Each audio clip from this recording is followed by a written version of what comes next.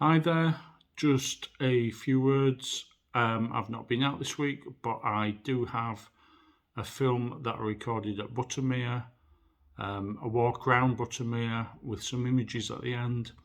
If you start off from the site farm end, I think it is, there's a pub, there's some nice cafes, a lovely place to have some grub, a full walk around the lake with images. There's a nice ice cream shop at the other end where the farm is. It's a great little walk, about 4 miles. If you start from the main end where the pub and the cafes are, on the right hand side, the track's quite good. You can probably get around there with a pushchair, but obviously you take that risk yourself. It's lovely as Buttermere. Get there early to get parked up, usually, especially during summer.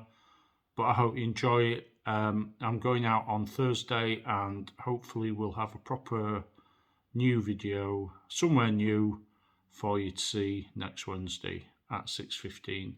I'm hoping to get all my films out on a Wednesday at 6:15.